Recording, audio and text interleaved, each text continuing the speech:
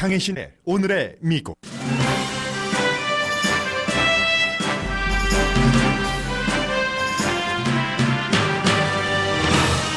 북한이 어제 또 단거리 미사일을 2번 발사한 것을 대부분의 미국 전문가들은 위협이라기보다 협상 의지의 표현으로 봅니다. 반면 북한의 거듭되는 미사일 테스트는 문재인 대통령과 트럼프 대통령의 협상 능력에 심각한 의문이 제기된다는 지적도 있습니다. 어제 열린 민주당 예비선거 후보 토론회에서도 북한과 협상을 계속해야 하느냐를 놓고 두 후보가 의견 차이를 보였습니다. 버니 샌더스와 엘리자베스 워렌 연방 상원 의원이 민주당 2차 토론의 첫 번째 그룹에서 다른 후보들보다 두드러졌습니다. 헬스케어와 이민 이슈 등에서 두 사람은 뭉쳐서 진보 주장을 했지만 아직은 연습 게임입니다. 어제 토론에서 여전히 제2진의 자리를 지킨 피터 브리저지 후보는 잠언 14장 31절을 인용해 보수 기독교 공화당을 비난했습니다. 오늘 저녁에는 조 바이든과 카멜라 해리스가 등장하는 두 번째 그룹 토론이 열립니다. 캘리포니아 주지사가 캘리포니아주에서 대선 후보가 되려면 예비선거 전에 세금 보고서를 공개해야 한다고 법안에 서명하자 LA타임즈가 반대하는 사설을 실었습니다. 당파적이고 역작용이 일어날 수 있으며 위헌일 수도 있다는 지적입니다. 연방준비제도는 오늘 10년 넘어 만에 처음으로 이자율을 내릴 것으로 예상됩니다. 전문가들은 연준이 이자율을 내리기로 결정한 이유는 대통령의 압력 때문이 아니라 대통령의 정책 때문으로 봅니다. 할러데이인 등 대형 호텔이 샴푸 등의 일회용 물건들을 빠른 시일 안에 치우겠다고 선언합니다. 정부를 리드하겠다는 뜻인데 소비자의 요구 때문입니다. 음식 딜리버리가 보편화되고 있습니다. 그런데 음식 배달 운전자의 약 50%가 배달 중인 음식에 맛을 봤다는 조사가 나왔습니다.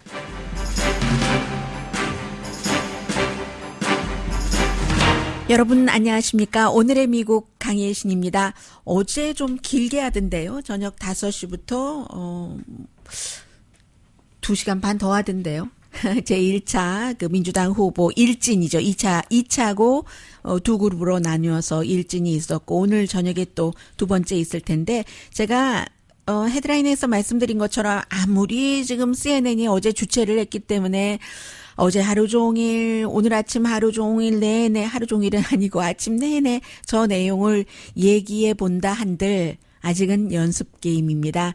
이제 오늘 또 10명의 후보가 나와서 토론을 하고 적어도 그래도 5명 정도로는 좁혀져야지만 여러분들께 자세히 말씀을 드릴 만한 가치가 있다고 생각되고요. 그러나 어제도 역시 그 민주당의 기본적인 그런 그 그림이라고 할까요? 윤곽 같은 것은 보여줬기 때문에 오늘 앞부분에서는 어제 2시간 12분 정도 토론이 지났을 때 그제서야 이제 국제 문제에 관해서 나오고 역시 그 진행자가 몇 시간 전에 북한이 단거리 미사일을 또 발사했는데 하면서 2명 후보에게 질문을 했습니다. 그 부분은 지금 맨 앞에 섹션에 좀 전해드리고요. 오늘 민주당 후보 토론회를 뒤로 하고 북한의 단거리 미사일 발사 일주일도 안 됐네요. 엿새 만에 또 하게 된 건데 이번에도 역시 처음에는 발사체 했다가 그다음에 금방 수정을 했습니다. 단거리 탄도미사일로요. 그리고 지난번보다는 목요일이었었죠. 그때보다는 좀 사정거리도 더 짧았던 것 같은데요. 북쪽으로 원산에서 평양에서 동쪽이죠. 원산이 그쪽에서 이제 동해를 향해서 BBC 방송은 동해 Sea of Japan, 일본에 두 개를 다 썼더군요. 해서 이제 한 155마일, 250km 정도, 높이는 18마일, 30km 정도 가서 바다에 떨어졌고, 지난 목요일은 430마일까지 간 것도 있으니까는요. 그런데 이제 이번에 중요한 것은 오늘이 8월, 미국은 31일이고 7월, 한국은 8월 1일이니까 내일부터 한미합동군사훈련이 시작이 되는데 그것을 겨냥해서 북한이 이렇게 계속 테스트를 하는 것이고 한국이 2017년 11월 달 이후에 처음으로 북한의 이런 미사일 발사에 대해서 공식적으로 비난을 했습니다. 물론 지금 문재인 대통령이 주재를 해서 어떤 뭐 국가안보회의를 열었다거나 그런 건 아니지만 국방장관이라든가 아니면 이제 그 국방부의 관계자가 한반도 평화 프로세스에 좋은 일이 아니다라고 얘기를 했고, 왜 2017년 11월 이후 처음이라고 말씀드렸냐면 그 당시가 화성 15호잖아요. 미국에 다다를 수 있는 이제 그런 그 미사일 테스트를 했었고, 그리고 싱가포르 회담, 하노이 회담 이전에 있었던 그 회담이 열리기 몇 주일 전에 김정은 위원장이 딱 그 선언을 하잖아요. 이 탄도미사일, 우리는 미사일 테스트 같은 것을 더 이상 하지 않겠다라고 그 대륙간 탄도미사일 핵 테스트를 일단은 중지하겠다라고 선언을 했었습니다. 물론 뭐 북한이 다 기술이 돼서 그렇다는 설명과 함께요. 그런데 아무튼 그 이후에 대륙간 탄도미사일을 발사한 적은 없지만 이렇게 그 단거리 탄도미사일을 자꾸 발사를 해도 대통령은 지금 아무 말 하고 있지 않고, 대신에 이제 그 국방부의 책임자들이 이건 별로 도움이 되지 않는다, 북한에 대해서 비난하는 정도의 말투라고도 볼 수 있는 거잖아요. 그 정도는 나왔고, 일본에서는 일본 영해에 위협이 되지 않는다, 그런 얘기를 했고요. 그래서 지금 계속 단거리 미사일을 테스트하는 것을 보면은, 그럼에도 불구하고 또 단거리인 걸 보면 김정은 위원장이 트럼프 대통령과 한 약속을 깬다는 것으로는 안 보이고, 현재로서는요. 장거리 대륙간 탄도미사일이 아니니까요. 그렇지만 항상 생각을 해야지 될 게 유엔 결의안은 위반입니다. 탄도미사일을 발사할 수 없도록 돼 있기 때문에요. 그리고 이제 그보다 조금 더 전에는 새로운 잠수함, 올드이긴 하지만 구소련의 50년 전의 것. 그러나 그 올드한 그 겉에 그릇에 새로운 테크놀로지를 많이 넣기 때문에 요격하기도 힘들고, 그런 그 핵잠수함 같은 것을 뭐 시찰한 것도 보여줬었고, 또 김정은 위원장이 올해 말까지로 미국에 시한을 줬습니다. 셈법을 바꿔가지고 회담을 하자라고 얘기를 했는데, 그렇기 때문에 이번에 이렇게 자꾸만 단거리 테스트하는 것을 위협을 준다기보다는 좀 집중받으려는 태도, 협상하고 싶다. 그리고 이제 내일부터 시작이 될 한미 합동 군사 훈련에 대한 분노의 표시, 어떻게 회담하고 잘 살아보자면서 북한에 대해서 완전히 그 공격 시나리오인 리허설인 한미 합동 군사 훈련을 하느냐 이거죠. 그래서 결국은 가만히 보면은 변하지 않은 게 하나가 있는데, 북한이 동결을 하고 핵 개발이나 핵 테스트를, 대신에 미국이 완전하진 않지만 경제 제재를 조금씩 해제시켜주는, 이것은 아직도 가능하기는 한데, 워싱턴이 어느 정도 양보를 하지 않는 한 김정은 위원장은 계속 무기 개발도 하고 또 이 같은 무기 테스트도 할 것이다. 그래서 BBC 방송 결론이 앞으로도 계속 테스트를 할 것 같다. 한미 합동 군사 훈련도 이번에 좀 길잖아요. 아무리 조금씩 이렇게 강도를 낮추고 한다 하더라도. 그래서 계속 테스트를 하면서 그 분노하는 것을 그 표현을 할 것으로 보입니다. 한국의 진보와 보수는 완전히 다르게 보도를 하고 있어요. 이 보수 같은 경우는 어제의 테스트에 대해서 그 문재인 대통령에 대한 시험 때다, 굉장히 중요한 것이다 라고 얘기를 하고, 또 진보는 애써 별것 아니라는 듯이 그렇게 보도를 하지만 완전히 별게 아닌 것은 아니고, 그렇다고 너무나 결정적인 것도 아닌 것 같고요. 그런데 이제 하나 미국의 입장에서 볼 때는 마이크 폼페오 국무장관이 어제도 그런 얘기를 했어요. 북한과 좀 빨리 대화하기를 바란다. 그렇게 얘기를 했는데, 북한이 그 말하고 나서 이제 몇 시간 뒤에 이렇게 단거리 탄도미사일을 발사를 해버렸고요. 워싱턴 포스트가 조금 강하게 보도를 했습니다. 특히 이제 38 노스에서 편집을 맡고 있는 제니 타운 씨의 말 등을 인용을 해서, 어제의 북한의 그 단거리 미사일 발사는 놀랍진 않지만 외교 과정에 도움이 되지도 않는다. 분명히 이런 표현을 했네요. 문재인 대통령이 언제까지 평화 무드를 가지고 갈 수 있는가. 트럼프 행정부도 언제까지 북한과 협상을 한다는 아무것도 보여주지 않으면서 그런 것을 그 끌고 갈 수 있느냐. 두 사람의 그 역량에 심각한 그 회의감이 들 수도 있는 어제 그 북한의 테스트였다고 봅니다. 단거리라고 어깨를 으쓱할 정도가 아니라는 거죠. 트럼프 대통령이 전혀 나래로 나를 받아하지 않는다.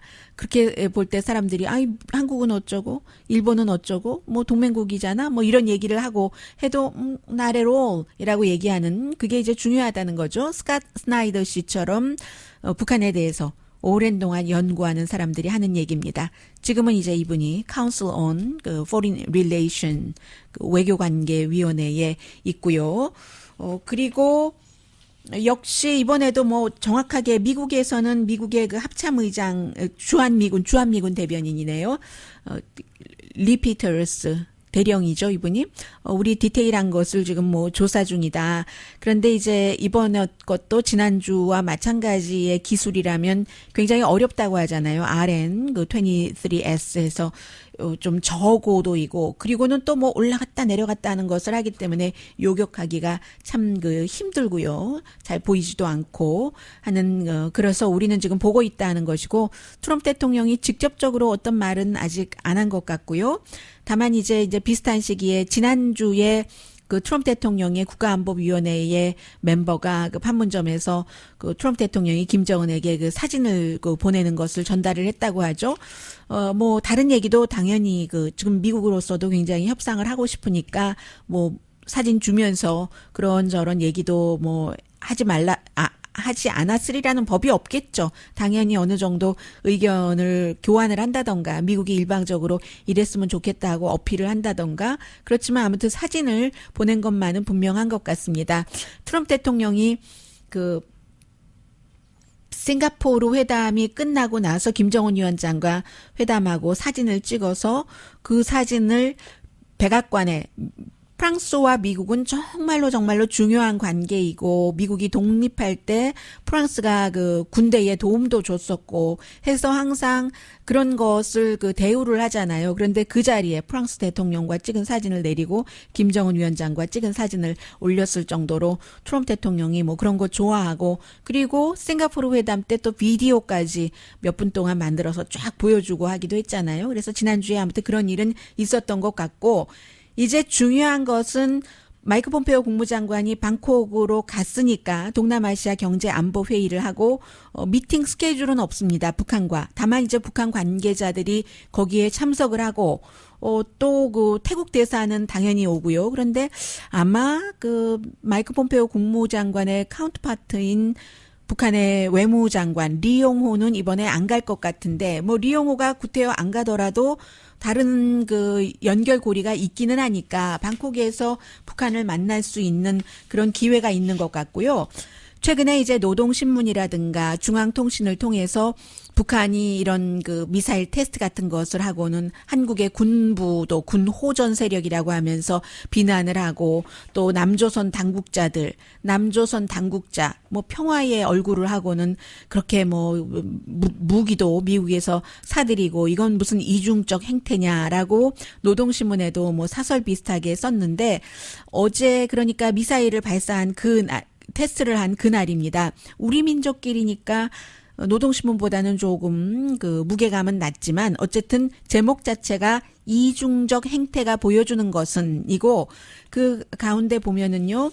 이제 이런 내용이 있습니다. 지금 남조선 당국자들은 말로는 평화 번영, 관계 개선에 대해 떠들면서도 실제에서는 외세와 야합하여 우리를 겨냥한 도발적인 전쟁 연습 소동을 뻔질나게 벌려놓으며 조선반도 정세를 격화시키고 있다. 앞뒤가 다른 남조선 당국의 이중적 행태는 외세와 함께 우리를 군사적으로 압살해보려는 그들의 대결 흉심에는 변함이 없다는 것을 보여준다.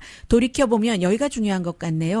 어렵게 마련되었던 북남 관계 개선과 조선반도 평화의 소중한 기회들이 외세와 공조한 남조선 군부 호전 세력의 무모한 군사적 적대 행위로 하여 물거품이 되었던 신뢰가 한두 번이 아니다.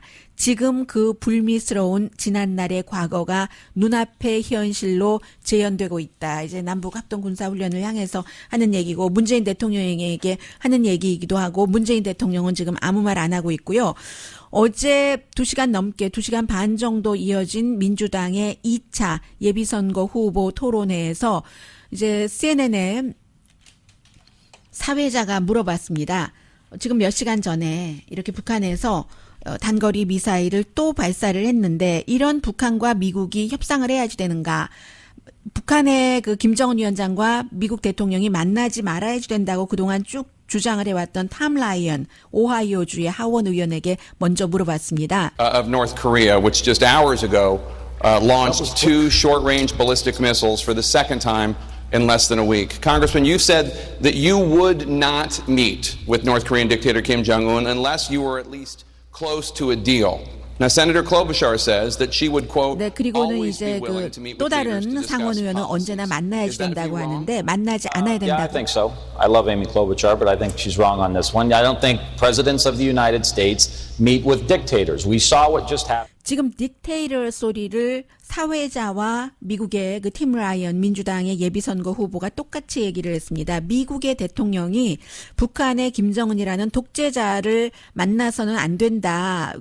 만나야지 된다고 얘기를 하는 에이미 클로버셔 같은 미네소타가 지역구인 연방 상원의원 개인적으로는 좋아하지만 그건 틀렸다. 어떻게 미국 대통령이 독재자를 만나서 사진 찍어서 독재자가 세계 무대에서 아주 당당하게 미국 대통령과 함께 서는 기회를 주느냐. With President Trump, he goes to the demilitarized zone with the leader of North Korea, gives him a 판문점까지 huge 갔고요. photo op, gives him global credibility because the most powerful person in the world is sitting there meeting with him, and weeks later he's lobbing more missiles. That doesn't make 그리고 any 나서 sense. We've got That doesn't make any sense. 그게 말이 되느냐? 뭐 이런 지금 그 분위기잖아요. 어떻게 그리고 나서 몇 줄 뒤에 미사일 테스트를 계속 할 수가 있느냐? 트럼프 대통령은 TV 카메라 밖에서 일을 해야지 된다. 독재자에게 이렇게 계속 승리를 주는 무대를 만들어서 그러지 말고 유용한 그 외교의 스킬로 비핵화로 가는 길을 택해야지 된다라고 얘기를 했고요. 그에 비해서 에이미 클로버셔 그 미네소타가 지역구인 연방 상원 의원은 누구하고 어디서든지 문제를 외교적으로 풀어야지 되는 그 가능성은 항상 열어둬야지 된다고 주장을 했습니다.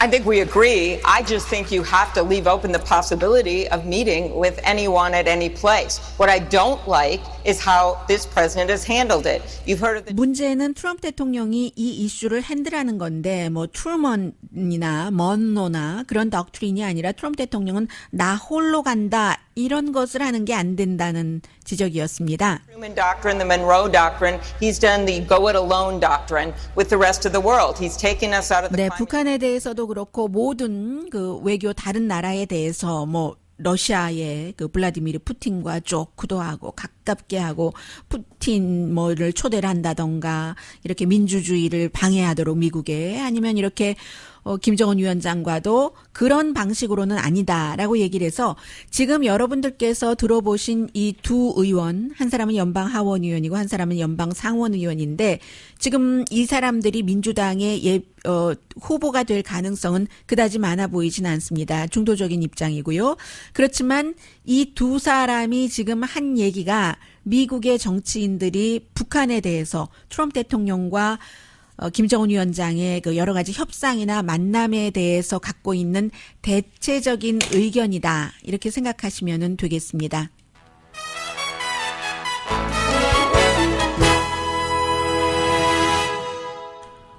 잠시 뒤에는 로스앤젤레스 타임즈 하면은 진보적인 신문이죠. 그리고 캘리포니아주는 민주당이고 또 특히 이민 때문에도 그렇고 여러 가지 진보적인 이슈 때문에 대통령을 아주 싫어하는데 그럼에도 불구하고 이 대통령에 대해서 힘들게 하는 법안을 서명을 한 게빈 뉴섬 캘리포니아 주지사의 그 서명에 대해서 로스앤젤레스 타임즈가 반대하는 사설을 실었습니다. 충분히 이유가 되고요. 잠시 뒤에 전합니다. 라디오 서울 방송 오늘의 미국 듣고 계십니다. 네.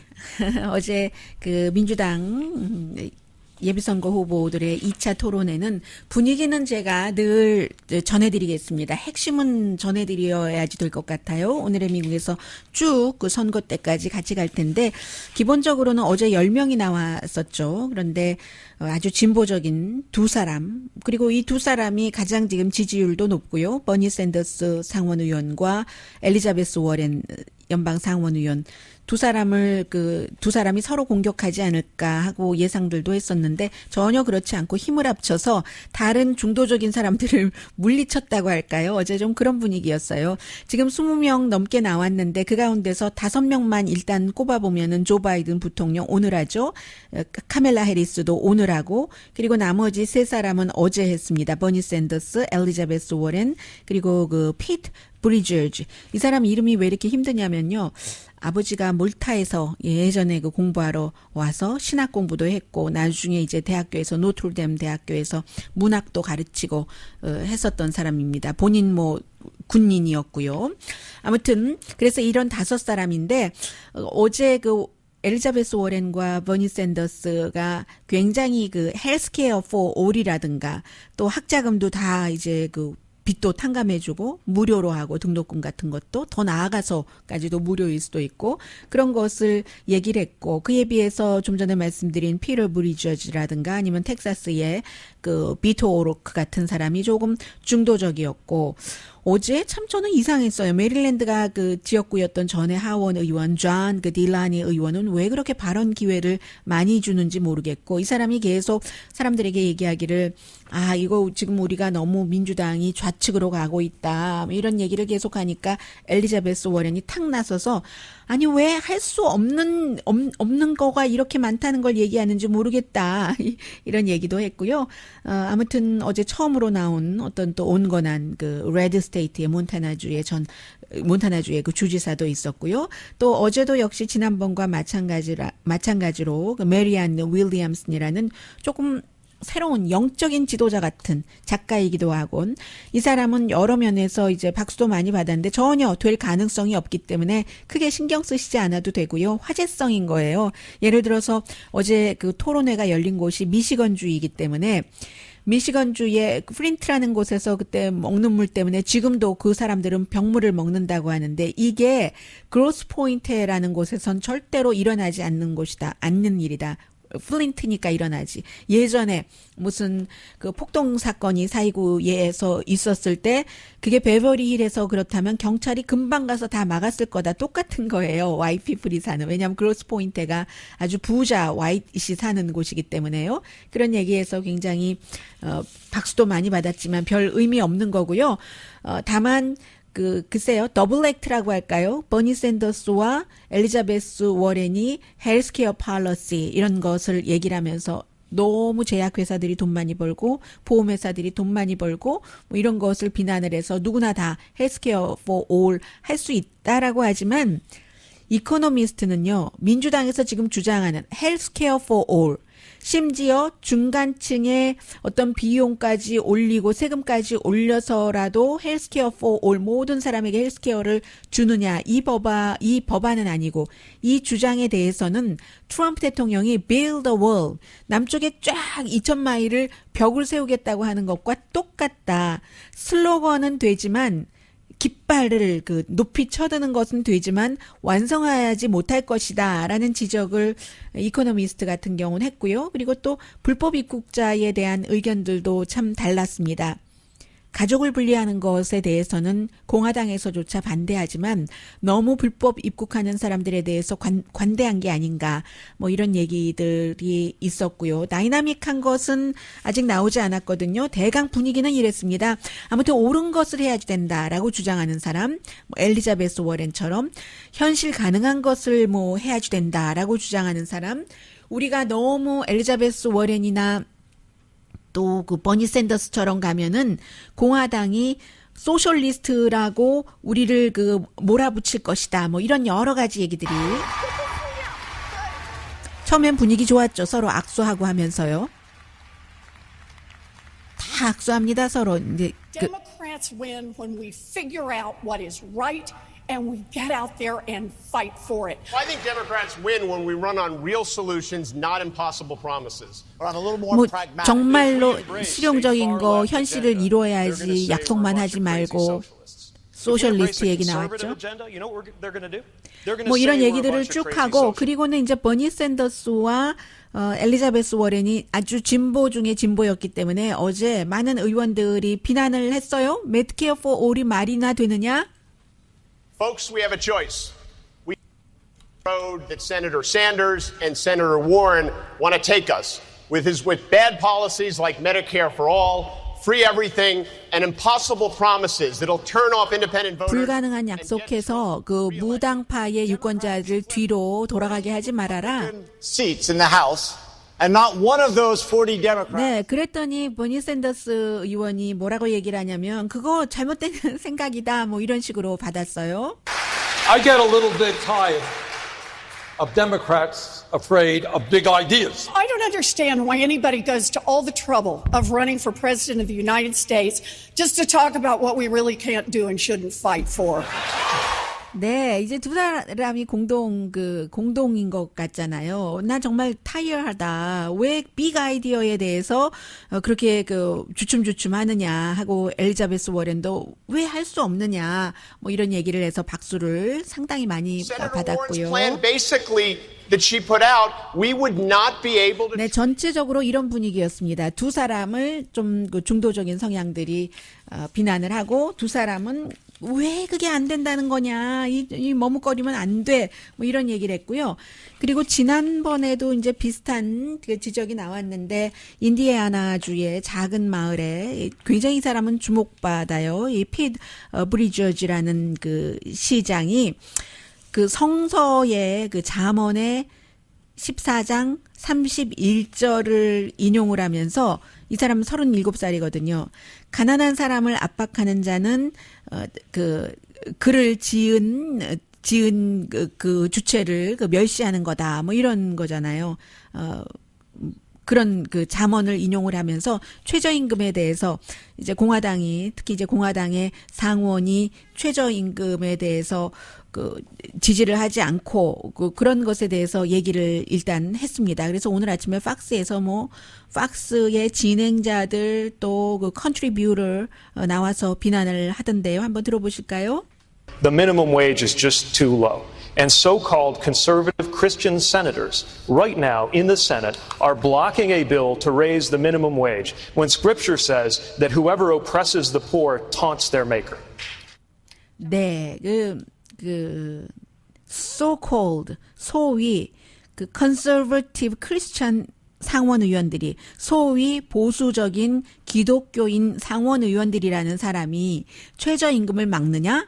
뭐 이런 얘기를 한 거예요. 그랬더니 이제 오늘 팍스의 조나단 모리스라는 사람이 하면서 아니 이게 말이 되느냐. 내 정책이 옳다고 하고 그러면 아니 최저임금 지금 $15를 민주당에서 요구하고 있는데 $15를 넘어서 최저임금을 $25라고 하면은 더 크리스천적인 거냐? So-called 뭐 이런 식으로 얘기를 했어요. So-called Christian senators, he said. 진행자도 함께 더 보태주죠. 팍스 앤 프렌즈의 여자 진행자도요. 남자 진행자도 마찬가지였어요. 그리고 이제 피터 브리저지의 얘기 잠깐 들려주고 이 사람 말 굉장히 오래 들었습니다. What I found to be most offensive, I wouldn't say to anyone you are a so-called Christian, right? Unless they say I don't believe in the divinity of Jesus or something. Okay, that would be pretty basic. But not so-called Christian senator just because you don't believe that my policy. 네, 제가 좀 전에 얘기했었던 policy $15, $25 그 얘기를 하고 있고요. 이제 이게 또 팍스의 입장인 거고 그런데 이제 한 가지는 이민에 있어서 버니 샌더스가 이런 말을 했을 때 사람들이 박수를 크게 쳤거든요. 예를 들어서 지금 국경에서 사람들이 난민 신청을 하려고 오는 사람들, 엄마와 어린 딸, 아빠와 어린 아들 이렇게 오는데 그 사람들을 범죄자 취급을 해야지 되는가, 벌을 해야지 되는가 이 부분에 대해서 버니 샌더스가 뭐라고 얘기를 했냐면 저쪽 중미 남미에서 2,000마일을 걸어서 어떤 때는 차도 좀 얻어 타고 오겠죠. 그렇게 어린 아이의 자녀의 손을 잡고 아이와 함께 수천 마일을 걸어서 오는데 그 오는 곳이 미국이라는 곳이 미국의 언어도 모르고 미국이라는 알지도 못하는 보지도 못한 그런 나라를 도저히 본인의 국가에서 살 수 없기 때문에 아이와 함께 수천 마일을 걸어서 오는 사람들을 그들은 범죄자가 아니다. 이제 이런 온정적인 말은 버니 샌더스 예비선거 후보가 했고요. 중요한 것은 오늘 저녁입니다. 카멜라 해리스와 또 이 조 바이든 부통령이 나오는 오늘 저녁에 그 토론회가 오늘도 5시겠죠, 당연히. 제가 시간을 체크업을 안 해봤네요. 좀 봐주고. 그리고 로스앤젤레스 타임즈 사설을 좀 전해드리겠는데 이 모든 것들이 지금 민주당에서는 이슈도 중요하고 다 정책 상당히 중요합니다. 그런데 민주당에서도 그렇고 무당파도 그렇고 가장 중요하게 생각하는 것은 누가 트럼프 대통령을 이길 수 있는가를 제일 우선으로 보고 있고요. 게빈 뉴섬 그 주지사 같은 경우도 트럼프 대통령과 계속 여러 가지로 싸우고 있잖아요. 이민, 친환경 정책, 기타 등등 해서. 그런데 게빈 뉴섬 주지사가 어제 트럼프 대통령이 예비선거 그 용지에 이름이 오르려면은 세금 보고를 모든 그 대선 후보들은 세금 보고를 5년짜리를 내놔야지 된다 하는 법안에 서명을 했습니다. 그럼 법이 된 거예요. 그런데 이 로스앤젤레스 타임즈가 사설에서 너무나 당파적이고 역효과가 날 수가 있고 위헌일 수도 있다라고 비난을 했거든요. 맨 첫 문장이 이렇습니다. 전임자와 다르고 싶은 것 충분히 이해한다. 왜냐하면 아주 그 능숙능란한 제리 브라운 주지사가 2017년도에 이 법안을 비토했습니다. 서명하지 않아서요. 그런데 어제 이 사람이 서명을 한 것은 이해는 하지만 그 대통령 그 후보가 세금 보고를 공개를 해야지 된다는 것을 이해는 하지만 오히려 그런 그 법이 데미지를 줄 수가 있다. 캘리포니아주에. 어차피 캘리포니아주 예비선거와 상관없이 본선거에 트럼프 대통령의 이름이 올라갈 거다. 오히려 예비선거에 트럼프 대통령 이름을 안 올린다면 캘리포니아주의 공화당들만 투표를 할 수 없도록 하는 그 사람들에게 벌을 주는 것이라고 얘기를 하고요. 그리고 이제 이것이 나쁜 아이디어일 수 있다는 것은 뭐 당파적인 것뿐만이 아니라 그러면 앞으로 레드 스테이트에서는 블루 스테이트인 캘리포니아가 이렇게 한다면 다 민주당 후보들에게 출생증명서 내놓으라고 하고 그 버락 오바마 미국에서 태어나지 않았다잖아요. 트럼프 대통령이. 건강증명서 그 모든 것을 다 내놓으라고 하고 그러면 얼마나 혼돈스럽게 하지 않아도 될 그런 그 에너지 낭비를 할 것인가. 유권자가 대선 후보가 세금 보고를 공개해야지 된다고 생각한다면 선거날 거기에 대해서 투표용지에 답을 해주면 된다. 또 위헌일 수도 있다고 로스앤젤레스 타임즈가 지적을 한 겁니다. 투표용지를 주가 그 규제를 할 권리는 있습니다. 연방선거에 대해서. 그러나 법적인 권리가 있는지는 모르겠다는 얘기입니다. 헌법이 요구하는 대선 후보가 될 자격은 딱 3가지입니다. 35세 이상으로 미국에서 태어난 미국인이어야지 되고 적어도 미국에서 14년 동안 살아야지 된다. 이 3가지면 되는데 그런데 이 3가지 이상을 지금 넣은 것이니까 이게 위헌일 수도 있다라는 게 로스앤젤레스 타임즈 사설이었습니다. 잠시 뒤에 경제 뉴스 전합니다. 이자율 뭐 오늘 조금 내린다고 하는데 이자율이 내리면은 일반 사람들 생활에 영향을 미치잖아요.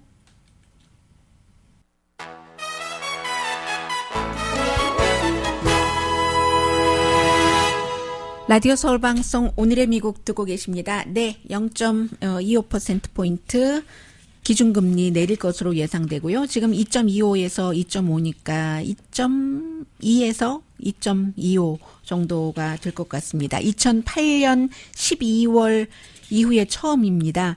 내리는 게요. 2015년 12월부터 지난해 12월까지는 뭐 조금씩 올렸었으니까요.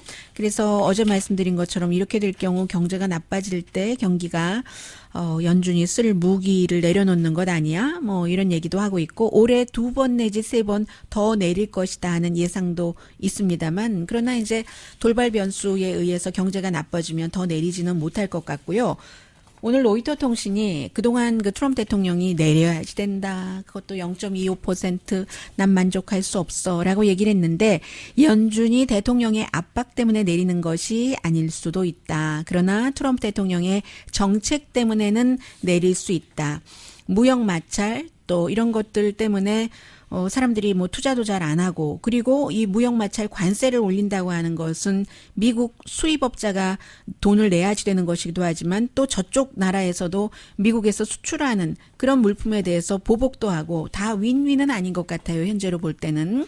그래서 회사들이 미래가 불확실하니까 투자 전혀 하지 않고 뭐 그런 얘기들, 뭐 버지니아주에 있는 웨스트 버지니아에 있는 벌목 회사도 무역 전쟁이 중국 커스터머를 줄였다. 뭐 이런 얘기들도 많이 하고 있고요. 또 유럽과 일본의 경제가 지금 약해지고 있기 때문에 이 전체적인 분위기를 봐서 내리는 것일 수도 있다라는 지적도 하고요. 또 세금 감면이 예상보다 빨리 경제를 성장시키는데 도움이 되기는 했는데 그만큼 이제 효과가 다 나오고 나면은 그때도 소비가 강하면 경제가 버틸 수 있지만 그렇지 않다면 버티기 힘들 수도 있다라는 지적들도 나오고 있습니다. 이제 세계적으로 다 그 경제가 이미 맞물려 돌아가는 시스템으로 돼 있기 때문에 무역이 불확실하고 또 무역 협상 또 무역 분쟁이 있고 그렇게 되는 경우는 미국도 영향을 받는다는 얘기가 되겠고요. 그리고 새로운 추세인데 뭐 얼마 전부터 계속 나오고 있는 얘기이기는 합니다. 그런데 오늘 아침에 또 NPR 방송이 보도하는 거 보니까 할러데이 인도 그렇고 인터컨티넨탈하고 할러데이 인하고 같은 계열 그 회사잖아요. 회사 자체가 인터컨티넨탈 호텔 그룹이기 때문에 세계에 5,600개의 호텔이 있는데 킴튼 호텔 레스토랑까지 합쳐서요. 1년에 한 그 호텔의 화장실에 가면은 샴푸 뭐 이런 일회용 있죠. 그런 것들을 100만 1000만 원 2억 개 정도를 쓰는데 이것을 다 없앤다는 겁니다. 나중에 뭐 다 못 써서 백에 담아오기도 하는데 그게 플라스틱 다 그 낭비 플라스틱 환경에 해가 되기 때문에 이 인터컨티넨탈 호텔 그룹이 룸이 84만 3천 개가 있는데 2021년까지 모든 룸에 일회용을 다 없애고요. 이제 큰 사이즈를 둔다는 겁니다. 그래서 보니까 이게 왜냐하면 정부가 이런 대책을 해주면 좋은데 플라스틱 때문에 뭐 고래가 숨지는 것을 보면은 고래 배 안에 플라스틱이 가득 들어 있다고 하잖아요. 그런 것들을 정부가 빨리 안 하니까 우리 업계에서 리더십을 발휘하겠다 하는 것이고 업계에서 리더십을 발휘하는 것은 소비자 때문이고요. 왜냐하면 여론조사를 해보면 소비자가 또 그 추적을 할 수가 있죠. 온라인으로 어떤 그 호텔을 예약을 할 때 이 호텔이 친환경적인가 아닌가를 소비자들이 굉장히 많이 리서치를 한다고 얘기를 하고 있거든요. 그래서 인터컨티넨탈뿐만이 아니라 메리엇 인터내셔널도 몇 년도까지였죠. 아무튼 뭐 한다고 하고 스타벅스나 맥도널드도 스타벅스도 저희 회사 건너편에 가보니까 정말 제가 아이스드 아메리카노였던가요? 시켰는데 그 빨대를 안 주더군요. 그러니까 옵션인 거예요. 사람들이 달라고 해야지만 주고 하는 맥도널드도 마찬가지고 이런 방식이 또 기업은 세계를 좋게 한다. 이게 첫 번째 목적이 아니고 이윤인데 그 이유는 소비자에게서 나오고 소비자가 그걸 원하니까 이런 결정을 할 수밖에 없다. 그리고 이제 특히 영국 같은 데서는 블루 플래닛 2라고 해서 BBC의 다큐멘터리를 사람들이 한 1,400만 명인가가 보고 굉장히 반향이 컸다고 하거든요. 이런 또 매체의 언론의 영향이 있기도 하고요.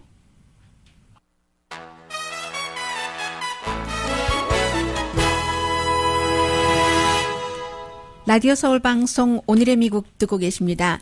미국 각 지역에서 또 한국을 포함한 세계에서 오늘의 미국을 듣고 계신데요. 처음에 이제 우버가 나왔고 리프트가 나왔고 우버와 리프트가 저항이 거셌는데 그 뒤에 이제 이 운전하시는 분들이 음식 배달을 하는 것으로 또 퍼지고 했습니다. 그래서 요즘 미국에서는 식당에 가면은 우리 그 배달합니다. we deliver라는 사인이 상당히 많습니다. 그래서 US Foods라고 식당에 뭐 음식 서플라이를 공급하는 그런 곳에서 조사를 했더니 500명의 음식을 딜리버리하는 그 운전자에게 조사를 했답니다. 그랬더니요.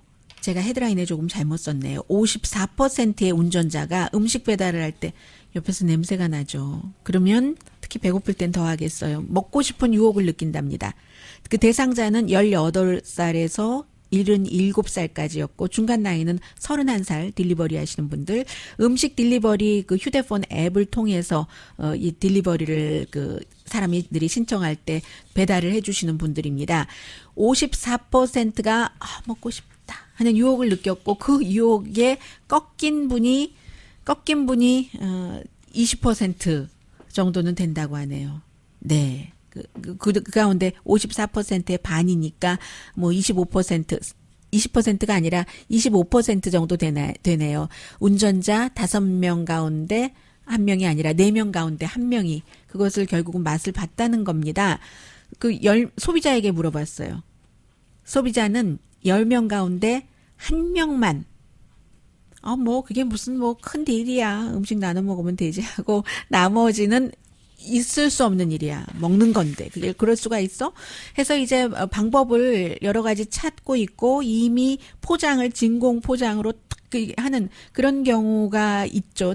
더군다나 이제 음식 국물이 있고 하는 한식도 마찬가지고요. 뭐 설렁탕 배달하잖아요. 그럴 수 있지만 점점 그런 식으로 많이 가서요.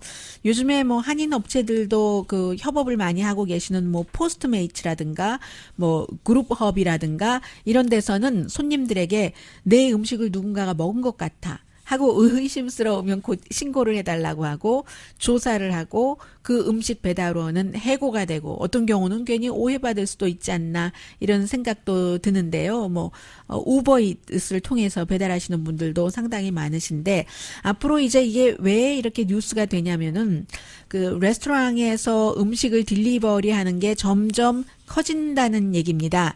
2030년 정도가 되면 전문가들이 예상하기를 대부분의 음식, 집에서 요즘에 다 사람들이 만들어서 먹는 그 음식의 30%는 더 이상 집에서 만들지 않고 식당에서 딜리버리 할 것이다. 해서 이제 이런 것들 다 시작이 됐고 다져가는 과정이죠.